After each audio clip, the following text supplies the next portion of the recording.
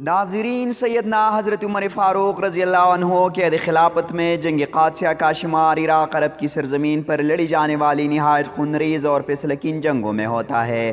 اس لڑائی میں سلطنت ایران نے اپنے 2 لاکھ آزمودکار جنگجو اور 300 جنگی ہاتھی مسلمانوں کے مقابل لا کھڑے کیے۔ دوسری طرف مجاہدین اسلام کی کل تعداد صرف 30 اور 40 ہزار کے درمیان تھی۔ ان میں سے بعض مجاہدین کے ساتھ ان کے اہل و عیال بھی جہاد میں حصہ لینے کے لیے قادسیہ آئے تھے۔ اس موقع پر ایک ضعیف العمر خاتون بھی جذبہ جہاد سے سرشار اپنے 4 جوان فرزندوں کے ساتھ میدان جنگ میں موجود تھی۔ شب کے ابتدائی حصے میں جب ہر مجاہد آنے والی صبح کے ہولناک منظر پر غور کر رہا تھا، اس خاتون نے اپنے 4 فرزندوں کو اپنے پاس بلایا اور ان سے یوں خطاب کیا: میرے بچوں، تم اپنی خوشی سے اسلام لائے اور اپنی خوشی سے تم نے ہجرت کی۔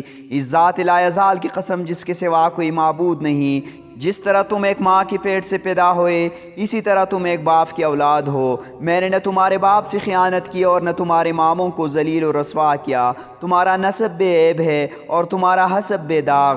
خوب سمجھ لو کہ جہاد فی سبیل اللہ سے بڑھ کر کوئی کار ثواب نہیں۔ آخرت کی دائمی زندگی دنیا کی فانی زندگی سے کہیں بہتر ہے۔ کل اللہ نے چاہا اور تم خیریت سے صبح کر لو تو تجربہ کاری کے ساتھ اور خدا کی نصرت کی دعا مانگتے ہوئے دشمن پر ٹوٹ پڑنا، اور جب تم دیکھو کہ لڑائی کا تنور خوب گرم ہو گیا اور اس کے شعلے بڑکنے لگے تو تم خواہ آتشدان جنگ میں گھس پڑنا اور راہ حق میں دیوانوار تلوار چلانا۔ ہو سکے تو دشمن کے سپہ سالار پر ٹوٹ پڑنا۔ اگر کامیاب رہے تو بہتر، اور اگر شہادت نصیب ہوئی تو اس سے بھی بہتر، آخرت کی فضیلت کے مستحق ہوں گے۔ چاروں بیٹوں نے یک زباں ہو کر کہا: اے مادر محترم، انشاءاللہ ہم آپ کی توقعات پر پورا اتریں گے اور آپ ہمیں ثابت قدم پائیں گے۔ صبح جب معرکہ کارزار گرم ہوا تو ان خاتون کے 4 فرزند اپنے گھوڑوں کی باگیں اٹھائے رجزیہ اشعار پڑھتے ہوئے ایک ساتھ میدان جنگ میں کود پڑے۔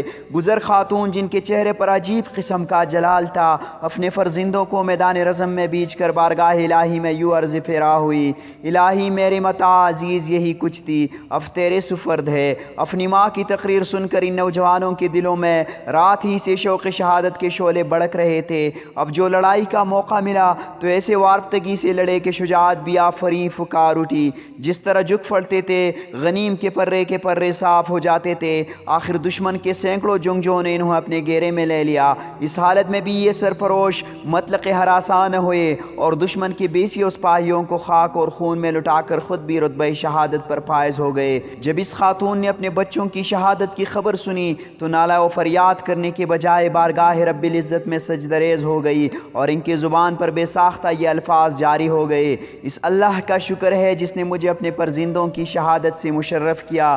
باری تعالیٰ سے امید ہے کہ وہ قیامت کے دن مجھے ان بچوں کے ساتھ اپنے سائے رحمت میں جگہ دے گا۔ یہ ضعیف العمر خاتون، جنہوں نے تسلیم و رضا اور صبر و تحمل کا ایسا مظاہرہ کیا کہ چشم پلک نے کبھی اس کی نظیر نہیں دیکھی تھی، عرب کی مشہور مرثیہ گو حضرت خنسا رضی اللہ عنہا بنت عمرو تھی۔ حضرت خنسا رضی اللہ عنہا کا شمار عظیم المرتبت صحابیات میں ہوتا ہے۔ ان کا تعلق نجد کے قبیلہ بنو سلیم سے تھا، جو بنو قیس بن عیلان کی ایک شاخ تھا۔